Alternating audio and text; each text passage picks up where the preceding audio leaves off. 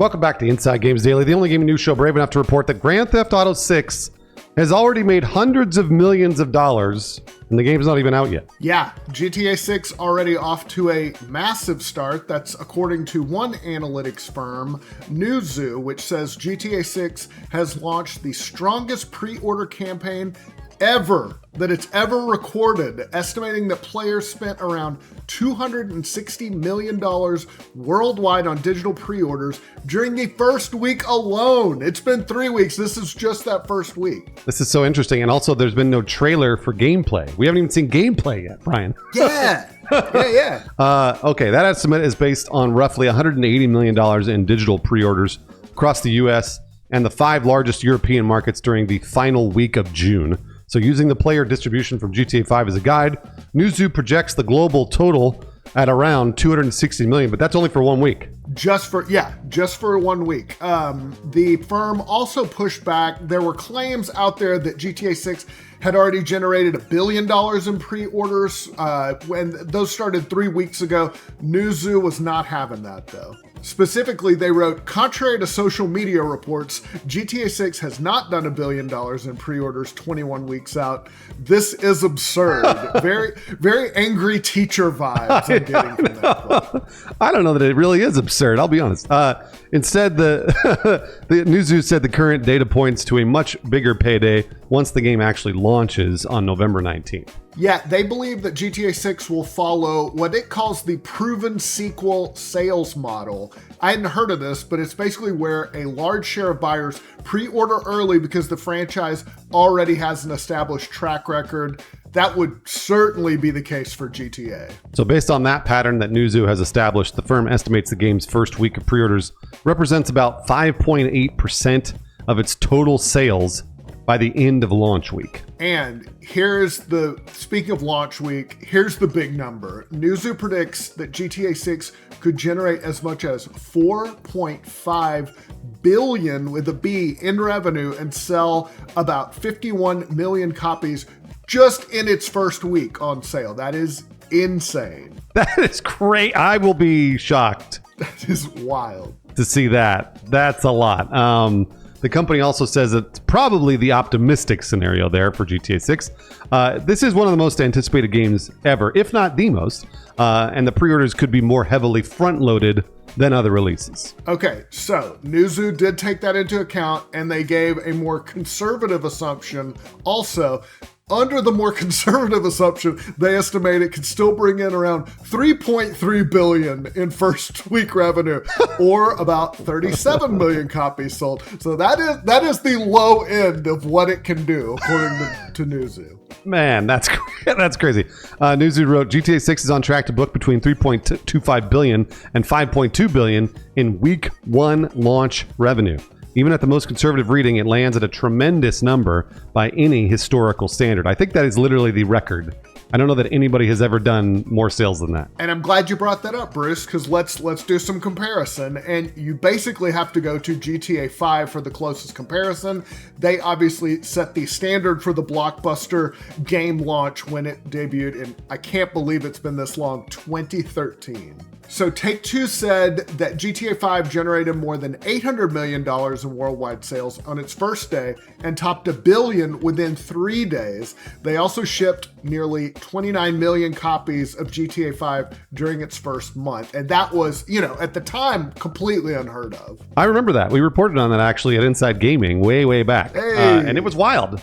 That was really, really wild to see $1 billion in 3 days. So like GTA 6, GTA 5 initially launched only on PlayStation and Xbox consoles before eventually being released on PC and then later console generations. And of course, PC players are still waiting on word for when they'll get to play GTA 6.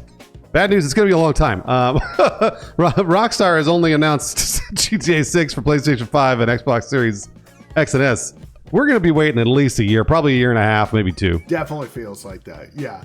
Former Rockstar producer John Riccio, who worked on GTA 5, Red Dead Redemption, and Max Payne 3, recently suggested that decision isn't about ignoring PC players, but he said it's about development priorities. Speaking to YouTuber Kiwi Talks, Riccio said it's generally better to start with consoles and their constraints because, quote, shrinking is a lot harder than extending. That makes sense. Ricky also said the decision comes down to resources rather than favoritism toward any platform. He said, quote, it's never any specific anti-any platform thing. It's not that we don't care about PC. It was just, is it worth spending time getting a PC port going versus working on GTA 5? It's always those conversations. So I do believe what he's saying, but also there's a monetary reason why they're not doing it.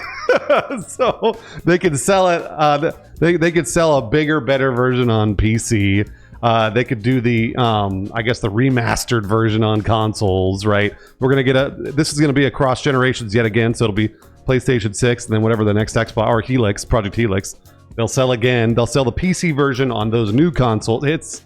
GTA is going to make just a fuck ton of money.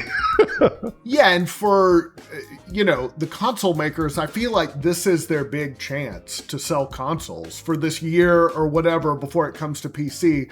And there's not going to be a bigger game coming out than GTA 6 this might be peak video game. We might be hitting like a historic peak with GTA 6 where it's just like the industry, this is like the high watermark. Yeah, Brian, it's really interesting you say that because I've seen a lot of people say that GTA 6, the release of GTA 6 is going to be the top of the video game industry, and then it's not going to only go up from there.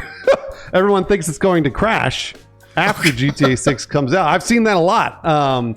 And the more that we report on layoffs and studio closures and things like that, the more I'm starting to kind of understand that point of view. I don't want to see that happen for sure, but it is weird. It's weird to talk about. Yeah, it's almost like the gaming industry, just the entire industry is sort of depending on GTA 6 to just be this huge smash success. It also feels like maybe not the last, because you got Call of Duty, but one of the last, I think, monoculture games where it's so big that I feel like everybody's going to be playing it for that first week or two.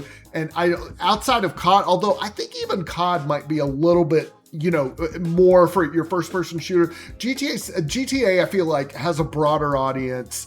It is going to be MA rated. I think that'll hurt some, but I mean, I just feel like this is like the last of a certain era of game, I think. No, you're totally right. It is gonna span every audience. My dad will ask me about it, which never happens, right? My dad never asks me about video games. He will ask me about GTA 6. It's one of those things that I think we all know. And talking about pre-order numbers, I've been talking to Brian and Lawrence about this. I've been like, I can't believe Take-Two hasn't announced their pre-order numbers. You'd think if they were good, Take-Two would have come out and said, hey, we made $1 billion in a week or whatever on pre-orders. And they haven't.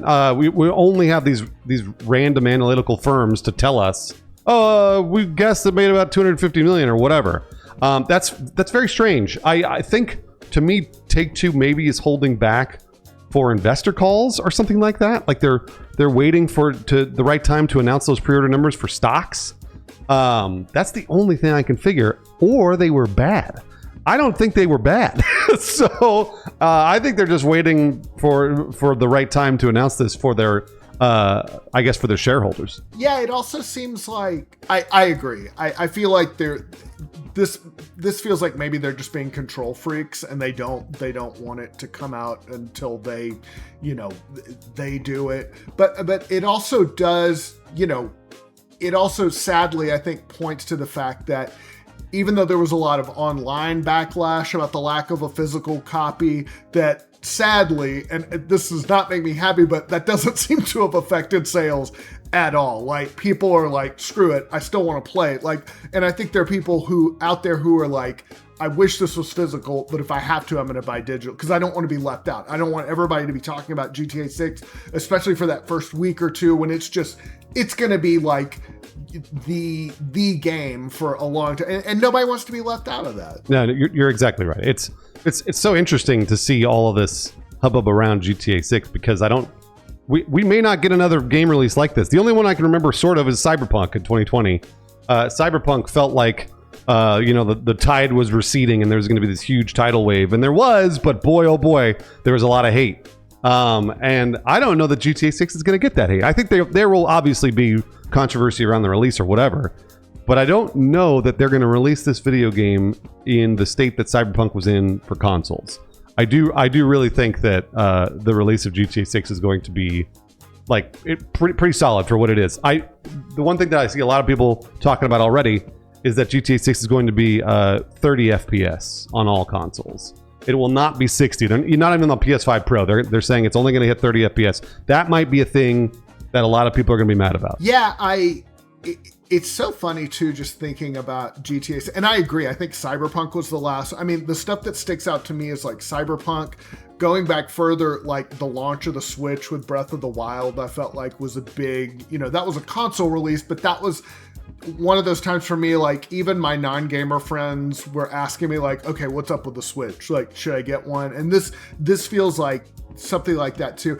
It's also funny because it's GTA, like, and I remember 20 years ago when this was like the game that politicians pointed to and were like, this is the decline of civilization. This game, like, it just got trotted out all the time. And now it feels like I'm just not hearing that. Now it's just like, hey, GTA 6, it's going to be awesome. Like everybody, like, I don't know, fucking, talk about it in your church service or something. Like, be sure GTA 6 out next. It's just crazy because, back at 20 years, it was like Mortal Kombat. Like, this is just the most vile piece of trash ever. And now we're all like, it's fine. Yeah.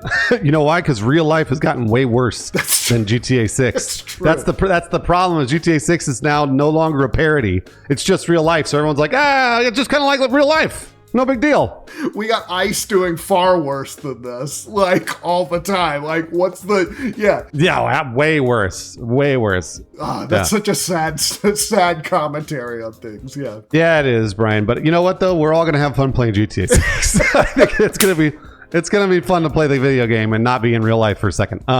Thank you very much for watching Inside Games Daily as usual. Lawrence is off doing something fun, not video game related, just in case you were wondering. So we very much appreciate you watching this episode with Brian and I. Please subscribe to the YouTube channel if you are not already subscribed. Make sure you ask your friends, or tell your friends at least, about Inside Games and that we are doing news every single day, sometimes twice a day. And also we have a Patreon. If you want to support the Patreon over there, that helps us to make even more content. So please support the Patreon. Please support the YouTube channel. And thank you very much for watching Inside Games today.